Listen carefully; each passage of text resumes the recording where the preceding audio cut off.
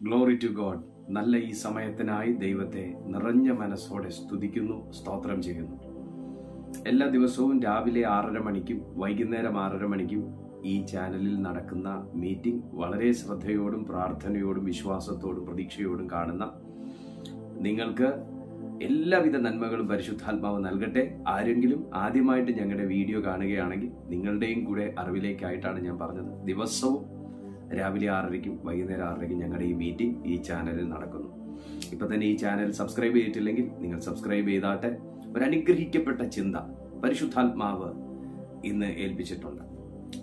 ദിനവൃത്താന്തങ്ങളുടെ 2-ാം പുസ്തകം, 2 ദിനവൃത്താന്തം, അതിന്റെ 20-ാമത്തെ അധ്യായം 12-ാമത്തെ അനുഗ്രഹിക്കപ്പെട്ട തിരുവചനം നമ്മളൊന്ന് വായിച്ചാൽ അതിലിങ്ങനെയാണ് കാണുന്നത്. ഞാൻ ഈ വാക്യം വായിച്ചിട്ട് ഇന്ന് ദൈവം നിങ്ങളോട് അറിയിക്കാൻ തന്ന ചിന്ത, പ്രവചന ശബ്ദം, ദൈവിക ആലോചന ഞാൻ നിങ്ങളെ അറിയിക്കാം. ഒട്ടും നിങ്ങൾ നിസ്സാരമായി കാണരുത്. ഇന്നത്തെ ഈ വചനത്തിന് ഭയങ്കര പ്രാധാന്യമുണ്ട്. ഈ വചനത്തിന് നിങ്ങളുടെ ജീവിതത്തിൽ ഭയങ്കര കാര്യങ്ങളെ ചെയ്യാൻ കഴിയും. ദൈവപ്രവൃത്തി വിശ്വാസത്തോടെ ഈ വചനം കേൾക്കുന്നവരുടെ ജീവിതത്തിൽ വിളിച്ചറക്കാൻ തക്കവണ്ണം കഴിയുന്ന അനുഗ്രഹിക്കപ്പെട്ട ഒരു ചിന്തയാണ്. വായിക്കാം. ഞങ്ങളുടെ ദൈവമേ, നീ അവരെ ന്യായം വിധിക്കയില്ലയോ? ഞങ്ങളുടെ നേരെ വരുന്ന ഈ വലിയ സമൂഹത്തോട് എതിർപ്പാൻ ഞങ്ങൾക്ക് ശക്തിയില്ല. എന്ത് ചെയ്യേണ്ടു എന്ന് അറിയുന്നതുമില്ല. എങ്കിലും ഞങ്ങളുടെ കണ്ണുകൾ നിങ്കലേക്ക് തിരിഞ്ഞിരിക്കുന്നു. ഈ പ്രാർത്ഥന പ്രാർത്ഥിക്കുന്നത് ഒരു സാധാരണ വ്യക്തിയല്ല. ഈ നിലവിളിക്കുന്നത് ഒരു സാധാരണ മനുഷ്യനല്ല. ഈ അഭയം ചൊല്ലുന്നത് ഒരു അജ്ഞനല്ല, ഒരു അജ്ഞാനിയല്ല. ഈ പ്രാർത്ഥിക്കുന്നത്, നിലവിളിക്കുന്നത്, കണ്ണുകൾ ദൈവത്തിങ്കിലേക്ക് മലർത്തിയിരിക്കുന്നത് ആൾബലമില്ലാത്തൊരു വ്യക്തിയല്ല. യഹൂദയിലെ രാജാവായ യഹോശാഫാത്താണ്. ആ മനുഷ്യൻ യെരുശലേമിൽ വാണുകൊണ്ടിരിക്കുമ്പോൾ തന്റെ നേരെ ദൈവം കൊടുത്ത അവകാശത്തിന് നേരെ, അതാണ് ആ വാക്ക്, ദൈവം കൊടുത്ത അവകാശത്തിന് നേരെ മോവാബ്യരും അമോന്യരും അവരോട് കൂടെ ചേർന്ന് മെയൂന്യരിൽ ചിലരും യുദ്ധത്തിന് പുറപ്പെട്ട് ദൈവം കൊടുത്ത അവകാശത്തെ കൈവശമാക്കാൻ, കവർന്നെടുക്കാൻ, പിടിച്ചെടുക്കാൻ, ദൈവം കൊടുത്ത അവകാശത്തിൽ നിന്ന് ജനത്തെ ചിതറിച്ച ആ ദേശം പിടിച്ചെടുക്കാൻ ശത്രു സൈന്യം പുറപ്പെട്ടപ്പോൾ ഒരു രാജാവ്, പരിചാരകരുള്ള രാജാവ്, ആയുധബലമുള്ള രാജാവ്, പ്രാർത്ഥിക്കുന്ന രാജാവ് ദൈവത്തിന്റെ മുമ്പിൽ മുട്ടുമടക്കുന്ന ഒരു കാഴ്ചയാണ് കാണുന്നത്. ദൈവമക്കളെ, ഇത് നമ്മുടെ എല്ലാവരുടെയും ജീവിതത്തിൽ ദൈവം തന്നെ വെളിപ്പെടുത്തുന്ന, ദൈവം പഠിപ്പിക്കുന്ന ഒരു ശ്രേഷ്ഠകരമായ ഒരു പാഠമാണ്. ദൈവത്തിൽ ആശ്രയിക്കുന്ന ഒരു ദൈവ പൈതലിന് നേരെ യുദ്ധത്തിന് പുറപ്പെടാൻ ചില മോവാബ്യർ എഴുന്നേൽക്കും. ഞാനൊരു ചോദ്യം ചോദിക്കട്ടെ. ഈ യഹോശാഫാത്തിനെ പോലുള്ള ഒരു മനുഷ്യന് നേരെ എന്തിന് ഈ കണ്ട 3 കൂട്ടങ്ങൾ അണിനിരന്ന് ആയുധവും സന്നാഹവുമായിട്ട് പുറപ്പെട്ടു വരണം? കാര്യം വളരെ വ്യക്തമാണ്. 11-ാമത്തെ വാക്യം വായിച്ചാൽ കാണാൻ പറ്റും. ഇപ്പോൾ ഇതാ, നീ ഞങ്ങൾക്ക് കൈവശമാക്കി തന്ന നിന്റെ അവകാശത്തിൽ നിന്ന് ഞങ്ങളെ നീക്കിക്കളവാൻ, ദൈവം ഏൽപ്പിച്ച അവകാശത്തിൽ നിന്ന് നീക്കിക്കളവാൻ. ഓ ഹല്ലേലൂയ! വളരെ ഷാർപ്പായിട്ട് ദൈവാത്മാവ് ഈ വചനത്തിൽ നിന്നുകൊണ്ട് ചില വ്യക്തികളെ നോക്കി സംസാരിക്കുന്നു.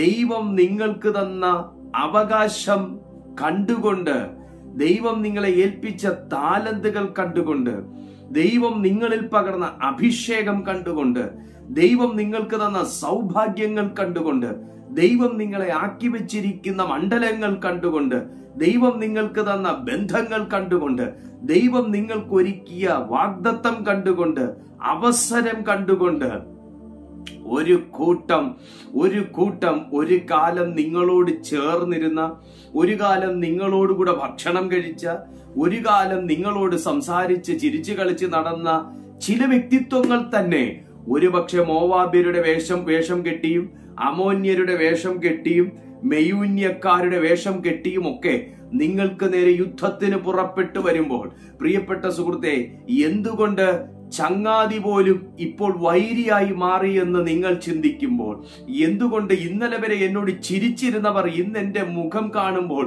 മുഖം തിരിച്ച് നടക്കുന്നു എന്ന് നിങ്ങൾ ചിന്തിക്കുമ്പോൾ, എന്തുകൊണ്ട് ബന്ധുക്കളെല്ലാം എന്റെ ശത്രുക്കളാകുന്നു എന്ന് നിങ്ങൾ ചിന്തിക്കുമ്പോൾ, പരിശുദ്ധാത്മാവ് ഈ വചനത്തിനകത്ത് നിന്നുകൊണ്ട് ആരോടൊക്കെയോ ആലോചന പറയുകയാണ്. സുഹൃത്തെ, ദൈവം നിനക്ക് തന്ന അവകാശത്തിന് നേരെയാണ് ശത്രുവിന്റെ കണ്ണ്. ഹല്ലേലൂയ.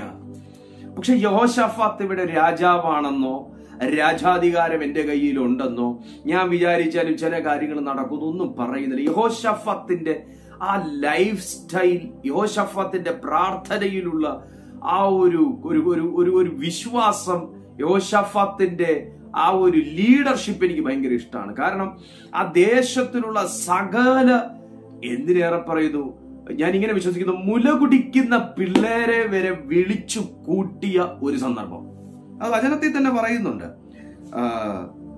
താഴേക്ക് വായിക്കുമ്പോൾ അതിന്റെ 4-ാമത്തെ വാക്യം വായിക്കുമ്പോൾ നമുക്ക് കാണാൻ പറ്റും, യഹോവയോട് സഹായം ചോദിപ്പാൻ യഹൂദ്യർ ഒന്നിച്ചുകൂടി. ഒരു പ്രശ്നം വരുമ്പോ നിങ്ങളുടെ വീട്ടിൽ എത്ര പേരുണ്ടോ അവര് വേറെ വേറെ വേറെ മുറി പോയി ഇരിക്കുവല്ല ചെയ്യണം. ഒരു പ്രശ്നം വരുമ്പോൾ വീട്ടിലുള്ളവർ പ്രാർത്ഥന പായിൽ ഒന്നിച്ചു കൂടണം. ഒരു പ്രശ്നം വരുമ്പോ ദൈവത്തിന്റെ സന്നിധിയിൽ നിങ്ങളുടെ വീട്ടിൽ എത്ര പേരുണ്ടോ ഒന്നിച്ചു കൂടണം.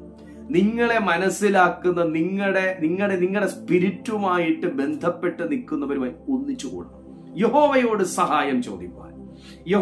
സഹായം ചോദിപ്പാൻ ഒന്നിച്ചുകൂടി. ദൈവത്തിന് ഈ ഒരുമനപ്പെടുന്നവരെ ഭയങ്കര ഇഷ്ടമാണ്. ഒരുപക്ഷെ നിങ്ങളോടുകൂടെ പ്രാർത്ഥിക്കാൻ ആരും കാണത്തില്ല, ഐ ക്യാൻ അണ്ടർസ്റ്റാൻഡ്. ഒരുപക്ഷെ നിങ്ങളോടുകൂടെ ചേർന്നിരിക്കാൻ ആരും കാണത്തില്ല. നിങ്ങൾ ഒറ്റപ്പെട്ട് നിൽക്കുന്ന ഒരു വ്യക്തിയായിരിക്കാം, നിങ്ങൾ ഒറ്റപ്പെട്ട് വിശ്വാസത്തിൽ ഇറങ്ങിയ ഒരു വ്യക്തിയായിരിക്കാം. പക്ഷേ നിരാശപ്പെടരുത്. നിങ്ങൾ അവിടെ ഉണ്ടെങ്കിൽ, നിങ്ങളുടെ ആത്മാവ് അവിടെ തയ്യാറാണെങ്കിൽ പരിശുദ്ധാത്മാവ് നടുവിലുണ്ട്. ഹല്ലേലൂയ. നിങ്ങളെന്ന ഒരു വ്യക്തി, നിങ്ങളുടെ ആത്മാവ്, നമ്മുടെ കാര്യസ്ഥനാകുന്ന പരിശുദ്ധാത്മാവ്, മൂന്നും കൂടെ ചേർന്നാൽ റോമർക്ക് എഴുതിയ ലേഖനത്തിൽ നമ്മൾ വായിക്കുന്ന പോലെ നമുക്ക് വേണ്ടി ആത്മാവ് തന്നെ അറിയാത്ത നിലവാരത്തിൽ ആത്മാവ് നമുക്ക് വേണ്ടി പക്ഷപാതം ചെയ്തു. ഓക്കെ, എനിവേ, ഇവിടെ ഒന്നിച്ചു കൂടുന്ന യഹൂദ ജനം, ആ ജനത്തിന് എങ്ങനെ വിടുതലുണ്ടാകാതിരിക്കും? ദൈവസന്നിധിയിൽ സഹായം ചോദിക്കുന്ന ഒരു വ്യക്തിക്ക് എങ്ങനെ വിടുതലുണ്ടാകാതിരിക്കും? ഞാൻ പരിശുദ്ധാത്മാവിൽ നിങ്ങളെ എൻകറേജ് ചെയ്യുകയാണ്, നിങ്ങളെ ഞാനൊന്ന് ഉണർത്തുകയാണ്. എങ്ങനെയാണെന്നറിയാമോ? ഈ വചനത്തിന്റെ അടിസ്ഥാനത്തിൽ. ഈ വചനം പറയുന്നത് നിങ്ങളൊന്ന് ശ്രദ്ധിച്ചേ, യഹോവയോട് സഹായം ചോദിപ്പാൻ. ഇത് ഒരു വല്ലാത്ത ഒരു ചലഞ്ചാണ്. കാരണം സഹായം ചോദിച്ചാൽ കിട്ടുമോ ഇല്ലയോ എന്നൊന്നും ചിന്തിക്കാനുള്ള ഒരു സമയമില്ല. കാരണം 2-ാമത്തെ വാക്യത്തിൽ വന്ന ആകെ കൂടെ യഹോശാഫാത്തിനെ പേടിപ്പിക്കുന്ന ജനതകളെയാണ് കാണുന്നത്. ഒരു പ്രശ്നം വന്ന് നിൽക്കുമ്പോൾ, ഒരു വല്ലാത്ത പ്രതിസന്ധി വരുമ്പോൾ നമ്മളെ അസ്വസ്ഥപ്പെടുത്തുന്നവരല്ല, നമ്മളെ മെന്റർ ചെയ്യുന്ന, നമ്മളെ സ്പിരിച്വലി മോട്ടിവേറ്റ് ചെയ്യുന്ന, നമ്മെ എൻകറേജ് ചെയ്യുന്നവരാണ് ആവശ്യം. പക്ഷെ ഇവിടെ യഹോശാഫാത്തിനെ സംബന്ധിച്ചിടത്തോളം 2-ാമത്തെ വാക്യം വായിച്ചാൽ നിങ്ങൾക്ക് കാണാം, ചിലർ വന്ന് യഹോശാഫാത്തിനോട്, വലിയൊരു ജനസമൂഹം കടലിനക്കരെ നിന്ന് ആരാമിൽ നിന്ന് നിന്റെ നേരെ വരുന്നു. ഞാനൊരു കാര്യം ചോദിക്കട്ടെ, നിന്റെ നേരെ വരുന്നു എന്ന് പറഞ്ഞ് ഇതേ വിഷയം തന്നെ കുറച്ചും കൂടെ ഡയല്യൂട്ട് ചെയ്ത് പറയാൻ പാടില്ല. ഈ ചെറിയ കാര്യങ്ങളെ ഭയങ്കരമായി വീർപ്പിച്ച്, ദൈവസഹായത്തിൽ ഒടുങ്ങാവുന്ന കേസുകളെ എല്ലാം ഭയങ്കരമായിട്ട് വീർപ്പിച്ച്, നമ്മുടെ ബുദ്ധി പോലും സമരത്തിൽ ഏർപ്പെടുത്തി, നമ്മുടെ ചിന്താമണ്ഡലങ്ങളെ ആകെ കുഴച്ച് അസ്വസ്ഥപ്പെടുത്തുന്ന ജനത്തിന്റെ നടുവിലാണ് നീ നിൽക്കുന്നതെങ്കിൽ പോലും നിനക്ക് തികഞ്ഞ ദൈവാശ്രയം ഉണ്ടെങ്കിൽ, സുഹൃത്തെ, നീ ഇതിനെയൊക്കെ മറികടന്ന് നിന്നെ ദൈവം ഏൽപ്പിച്ച വാഗ്ദത്തത്തിനകത്ത് നിന്നെ ഉറപ്പിക്കും. എത്ര പേർക്ക് എനിക്കൊരു ആമയം, ദൈവത്തിനൊരു ആമയം പറയാൻ പറ്റും? എത്ര പേർക്ക് പറയാൻ പറ്റും? നിന്നെ ഉറപ്പിക്കത്തില്ലെന്ന്, ദൈവം നിന്നോട് പറഞ്ഞ പ്രോമിസ് നിനക്ക് തരത്തില്ലെന്ന്, നിന്നെ ഈ വിശ്വാസത്തിനകത്ത് നിലനിർത്തത്തില്ലെന്ന്, നിന്നെ ഈ ദൈവവചനം കേൾക്കുന്ന ശീലത്തിൽ ഉറപ്പിക്കത്തില്ലെന്ന്, നിന്നെ അഭിഷേകത്തിൽ വളരാൻ അനുവദിക്കത്തില്ലെന്ന് ദൈവം കണ്ട കാഴ്ചപ്പാടിലേക്ക് പ്രയോജനപ്പെടാൻ വിടത്തില്ലെന്ന് വാദിച്ചു നിൽക്കുന്ന സകല അമോന്യ ശക്തികളും മോവാബ്യ ശക്തികളും മെയൂന്യ ശക്തികളും ഇന്ന് ദൈവം തകർക്കും. ആമേൻ, ഹല്ലേലൂയ. വചനം പറയുന്നത് വളരെ വളരെ ക്ലാരിറ്റിയോടെയാണ്. കുറച്ചു കൂട്ടർ വന്ന് പറയുകയാണ്, അവർ ഇതാ എൻഗതി എന്ന ഹസസോൻ താമാരിൽ ഉണ്ട് എന്ന് മറ്റു ചിലർ വന്ന് പറയുന്നു. ഒരാൾ പറയുന്നു ഒരേ നിന്റെ നേരെ ഒരെണ്ണം പുറപ്പെട്ട് വരുന്നു. മറ്റൊരാൾ പറയുന്നു വന്ന ചില കൂട്ടരുതേ ഇന്നടുത്ത് മാറി നിപ്പുണ്ട്, നീ വെളിയിൽ ഇറങ്ങി അതിന്റെ തലയെടുക്കും. നമ്മെ പ്രൊട്ടക്ട് ചെയ്യാനൊന്നും ഈ ഭൂമിയിൽ ആരും കാണത്തില്ല പ്രിയപ്പെട്ടവരെ. എല്ലാവരും നമ്മളോട് ഒന്നുകിൽ ഒരു ക്വസ്റ്റ്യൻ മാർക്ക് ഇടും, എന്ത് ചെയ്യും, എങ്ങനെ കടക്കും, എങ്ങനെ ജീവിക്കും, എങ്ങനെ രക്ഷപ്പെടും, എങ്ങനെ എല്ലാവരും നമ്മുടെ നേരെ ആയിരക്കണക്കിനും പതിനായിരക്കണക്കിനും ചോദ്യങ്ങൾ ചോദിച്ച് നമ്മെ തന്നെ ഉത്തരം കിട്ടാത്ത അനുഭവത്തിനകത്ത് തളച്ചിടുമ്പോൾ, പ്രിയപ്പെട്ട ദൈവജനമേ, നമുക്ക് ഉത്തരം ലഭിക്കുന്ന ഒരേ ഒരു സന്നിധി ദൈവസന്നിധിയാണ്. ഈ ലോകത്തിൽ ലക്ഷക്കണക്കിന് ജനം പറയുമായിരിക്കും ദൈവമില്ലെന്ന്. പക്ഷേ ദൈവസഹായം ഒരിക്കലെങ്കിലും പ്രാർത്ഥിച്ച് പ്രാപിച്ച് അനുഭവിച്ചിട്ടുള്ള ഒരു വ്യക്തിക്ക് പോലും പറയാൻ പറ്റത്തില്ല ദൈവമില്ല എന്ന്. ഒരു കൂട്ടർ വന്ന് യഹോശഫാത്തിന്റെ ബുദ്ധിമണ്ഡലത്തെ ബന്ധിച്ചു കളയുമ്പോൾ, അല്ലെങ്കിൽ പ്രവർത്തന രഹിതമാക്കി കളയുമ്പോൾ, തികഞ്ഞ ദൈവാശ്രയത്വത്തോടുകൂടെ യഹൂദ ജനത്തെ മുഴുവനും വിളിച്ചുകൂട്ടി, കുഞ്ഞുകുട്ടികൾ സഹിതം വിളിച്ചുകൂട്ടി ഒരു ഉപവാസം നിയമിച്ച്, വരുവിൻ നമുക്ക് ദൈവത്തോടൊരു ദൈവസഹായം ചോദിക്കാം എന്ന് പറഞ്ഞ യഹോശഫാത്തിന്റെ മനോഭാവം ഇന്ന് നിനക്കുണ്ടാകട്ടെ. ഒരു കൂട്ടമായി അരാമ്യ പടയെ തകർക്കാൻ, ഒരു കൂട്ടിയ മോവാബ്യ ശക്തികളെ തകർക്കാൻ നിനക്ക് അങ്ങനെ ഒരു മനോഭാവം ഉണ്ടെങ്കിൽ സുഹൃത്തെ, പരിശുദ്ധാത്മാവ് നിനക്ക് വേണ്ടി യുദ്ധം ചെയ്യും. താഴേക്ക് വായിക്കുമ്പോ 11-ാമത്തെ വാക്യമാണ് നമ്മളിപ്പോ വായിച്ചത്. അവർ വരുന്നത് എന്തിനാണ്? അവകാശങ്ങൾ ഛേദിക്കാൻ. ശത്രു നിന്റെ ജീവിതത്തിലേക്ക് പ്രവേശിക്കുന്നത് നിന്റെ അവകാശങ്ങളെ ഛേദിക്കാനാണ്. പിശാച് നിന്നെ നോട്ടമിടുന്നത് നിന്റെ അവകാശങ്ങളെ ഛേദിക്കാനാണ്. സാത്താൻ നിനക്ക് നേരെ ഉന്നം വെക്കുന്നത് നിന്റെ അവകാശങ്ങൾ ഛേദിക്കാനാണ്. എന്നാൽ താഴേക്ക് വായിക്കുമ്പോൾ നമ്മൾ കാണുന്നത് തികഞ്ഞ സമർപ്പണമാണ്. സമർപ്പണമുള്ളൊരു ജീവിതം വേണം കേട്ടോ. സമർപ്പണമുള്ളൊരു ജീവിതം വേണം. ഞങ്ങളുടെ നേരെ വരുന്ന ഈ വലിയ സമൂഹത്തോട് എതിർപ്പാൻ ഞങ്ങൾക്ക് ശക്തിയില്ല. എന്തു ചെയ്യേണ്ടു എന്ന് ഞങ്ങൾ അറിയുന്നതുമില്ല. ചില വിഷയങ്ങൾക്കകത്ത് കുഴങ്ങി നിൽക്കുന്ന ചിലരെ പരിശുദ്ധാത്മാവ് കാണിക്കുന്നു. അവരിങ്ങനെയാണ് ദൈവത്തോട് ചോദിക്കുന്നത്, കർത്താവേ, ഞാൻ ഈ പ്രശ്നത്തിനകത്ത് എന്ത് ചെയ്യണം? എന്റെ ഈ അവസ്ഥയിൽ ഞാൻ എന്തോ ചെയ്യണം? ഞാൻ ഈ പ്രാർത്ഥിക്കുന്നതിനപ്പുറമായി ഞാൻ എന്തോ ചെയ്യണം കർത്താവേ എന്ന് ചോദിച്ചു നിൽക്കുന്ന ചില വ്യക്തികളുണ്ടെന്ന് പരിശുദ്ധാത്മാവിനെ ഓർമ്മപ്പെടുത്തുന്നു. നിങ്ങൾ നിരാശപ്പെടരുത്. നിങ്ങൾ സഹായം ചോദിച്ചിരിക്കുന്നത് ഒരു രാജാവിനോടല്ല. നിങ്ങൾ സഹായം ചോദിച്ചിരിക്കുന്നത് ഒരു മനുഷ്യനോടല്ല. നിങ്ങൾ സഹായം ചോദിച്ചിരിക്കുന്നത് സർവശക്തനായ ദൈവത്തോട് ആയിരിക്കെ അവിടുന്ന് നിനക്ക് മറുപടി വന്നിരിക്കും. അവസാന വാക്യം പറയുന്നത് എന്താന്ന് നോക്കിയേ. 12-ാമത്തെ വാക്യത്തിന്റെ അവസാനം പറയുന്നത് എന്താന്ന് നോക്കിയേ. എങ്കിലും ഞങ്ങളുടെ കണ്ണുകൾ നിങ്കലേക്ക് തിരിഞ്ഞിരിക്കുന്നു. ഞങ്ങളുടെ കണ്ണുകൾ നിങ്കലേക്ക് തിരിഞ്ഞിരിക്കുന്നു. അങ്ങനെ യഹൂദ്യരൊക്കെയും അവരുടെ കുഞ്ഞുങ്ങളോടും ഭാര്യമാരോടും മക്കളോടും കൂടെ, കണ്ടോ, അതിനകത്ത് കുഞ്ഞുമക്കൾ കാണും, അതിനകത്ത് ഫീഡ് ചെയ്യാനുള്ള കുഞ്ഞുങ്ങൾ വരെ കാണും. കാരണം എല്ലാവരും ഒരുമിച്ച് ദൈവസന്നിധിയിൽ കൂടിയിരിക്കുന്നു. ഞാൻ നിങ്ങളോടൊരു കാര്യം പറയട്ടെ. നമ്മുടെ ഈ പ്ലാറ്റ്ഫോമിൽ ദിവസവും 2 നേരം ദൈവവചനം ഉണ്ടല്ലോ. രാവിലെ 6:30 മണിക്ക്, വൈകുന്നേരം 6:30 മണിക്ക് ഉണ്ടല്ലോ. ദൈവസന്നിധിയിൽ കൂടിയിരിക്കുന്ന വചനം കേൾക്കുന്ന ഈ സന്തോഷം നമുക്ക് വേറെ എന്തോത്തിലുണ്ട്? നിങ്ങളൊന്ന് പറ. എന്നെ സംബന്ധിച്ച് വേറെ ഒന്നിലുമില്ല. 2 നേരവും നിങ്ങളോട് ദൈവവചനം പറയാൻ കഴിയുന്നു എന്നുള്ളതാണ് എന്റെ ഏറ്റവും വലിയ സന്തോഷം. എന്റെ കുടുംബത്തിന്റെ സന്തോഷം അതാണ്. നിങ്ങളോട് ദൈവവചനം പറയാൻ കഴിയുന്നു. ഇതിലും വലിയൊരു സന്തോഷം വേറെയില്ല. വായിക്കുമ്പോൾ പറയുന്നത് ഇങ്ങനെയാണ്. അപ്പോൾ സഭാമധ്യേ വെച്ച് യഹോവയുടെ ആത്മാവ് ആസാഫിന്റെ പുത്രന്മാരിൽ മഥന്യാവിന്റെ മകനായ യെഹിയേലിന്റെ മകനായ ബെനായാവിന്റെ മകനായ സെഖരിയാവിന്റെ മകൻ യഹസിയേൽ എന്ന ഒരു ലേവ്യന്റെ മേൽ വന്നു. അവനെ ദൈവാത്മാവ് പ്രവചനാത്മാവിൽ നിറച്ച് പ്രവചിച്ച് പറയുന്നത് വാക്യം ഇതാണ്. ഇത് നിങ്ങളോടുള്ളൊരു ദൂതാണ് പ്രിയപ്പെട്ടവരെ. ഈ വലിയ സമൂഹം നിമിത്തം ഭയപ്പെടരുത്, ഭ്രമിക്കുകയും അരുത്. യുദ്ധം നിങ്ങളുടേതല്ല, ദൈവത്തിൻ്റെതത്രേ. പരിശുദ്ധാത്മാവ് നിന്നെ തട്ടി ഉണർത്തി പറയുകയാണ്. ഇന്ന് നിങ്ങൾ അനുഭവിക്കുന്ന ചില വമ്പൻ വഴക്കിന്റെയും വാക്കുതർക്കത്തിന്റെയും നടുവിൽ സുഹൃത്തെ, യുദ്ധം നീ ദൈവത്തിന് വിട്ടുകൊടുക്ക. ചില കീറാമുട്ടി പോലെ, ചില പിളരാപ്പാറ പോലെ നിൽക്കുന്ന പർവ്വത സമാനമായ ചില വിഷയങ്ങളെ നോക്കി നീ ഭയപ്പെട്ടും ആകുലപ്പെട്ടും മനുഷ്യരെ ഭയപ്പെട്ടും ചിന്തയെ ഭയപ്പെട്ടും അവരുടെ പ്രവൃത്തികളെ ഭയപ്പെട്ടും അവരുടെ നാവിനെ ഭയപ്പെട്ടും ഒക്കെ നിൽക്കുന്ന ചിലരെ നോക്കി ദൈവാത്മാവ് പറയുന്നു, സുഹൃത്തെ, യുദ്ധം ദൈവത്തിൻ്റെതാണ്, യുദ്ധം ദൈവത്തിൻ്റെതാണ്, യുദ്ധം ദൈവത്തിൻ്റെതാണ്. പ്രാർത്ഥന നിന്റേതും പ്രവൃത്തി ദൈവത്തിൻ്റെതുമാണ്. ആമേൻ. പ്രാർത്ഥന താങ്കളുടേതും പ്രവൃത്തി ദൈവത്തിൻ്റെതുമാണ്. ഹല്ലേലൂയ. നിങ്ങൾക്ക് മനുഷ്യരെ ഭയമുണ്ടോ? മരുമകളെ ഭയമുണ്ടോ? മരുമകനെ ഭയമുണ്ടോ? അമ്മയെ ഭയമുണ്ടോ? അമ്മായിയമ്മയെ ഭയമുണ്ടോ? അപ്പനെ ഭയമുണ്ടോ? വേറെ ആരെയൊക്കെ നിങ്ങൾ ഭയക്കുന്നേ? മനുഷ്യ ഭയം കണിയാണ്. ഭയപ്പെടേണ്ടത് ദൈവത്തെ മാത്രമാണ്.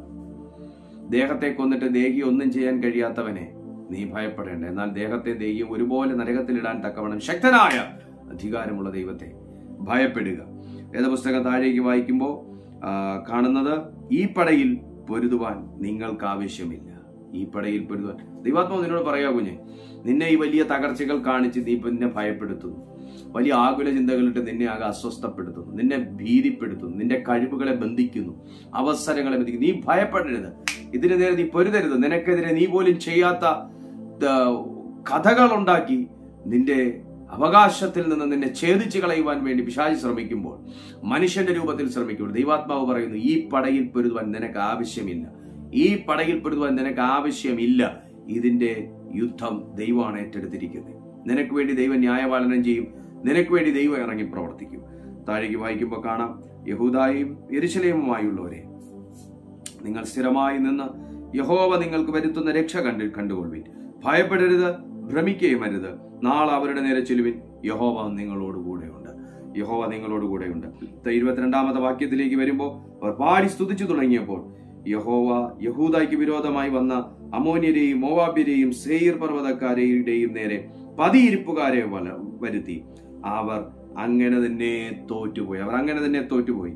എല്ലാവരും സംഹരിച്ച ശേഷം അവർ അന്യോന്യം പടപരുതി. അവർ മുഴുവനായി നിശേഷം ഇല്ലാതായി തീർന്നു. പ്രിയപ്പെട്ട സുഹൃത്ത്, ഞാൻ ഇവിടെ നിർത്തുകയാണ്. ഇതൊരു ചെറു സന്ദേശമായതുകൊണ്ട് ഞാനിത് ഇവിടെ നിർത്തുകയാണ്.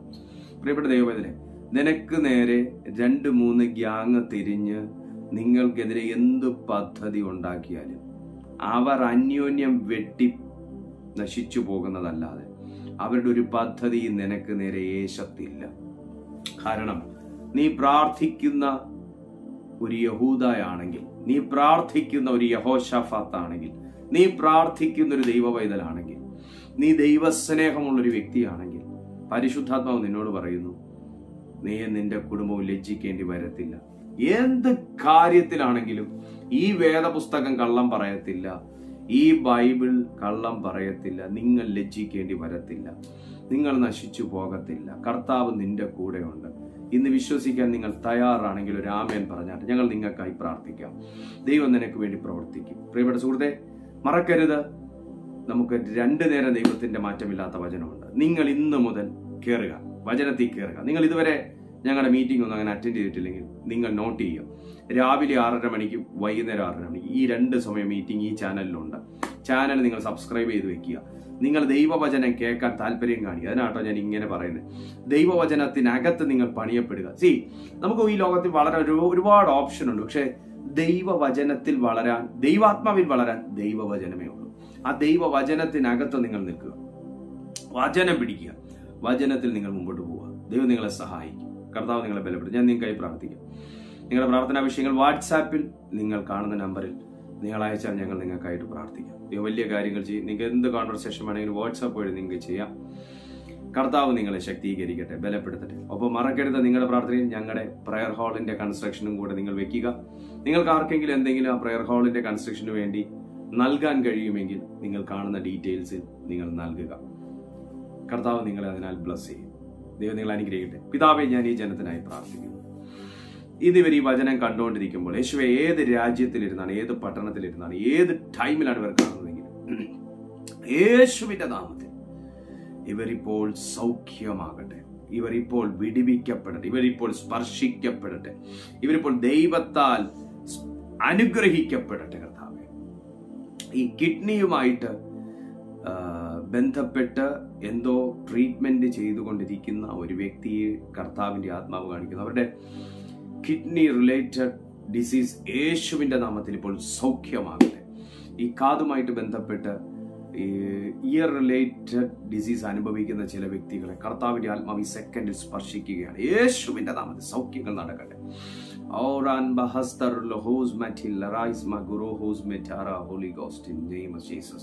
പിതാവേ, ഈ ജനം എല്ലാം കേൾക്കപ്പെട്ട വചനത്തിൽ അനുഗ്രഹിക്കപ്പെട്ടിട്ട് ഇവർക്ക് വിരോധമായി നിൽക്കുന്ന സകലതും യേശുവിന്റെ നാമത്തിൽ തകർന്നു പോകട്ടെ. ഞാൻ ഇവരെ അങ്ങയുടെ നാമത്തിൽ അനുഗ്രഹിക്കുന്നു. In Jesus name, amen.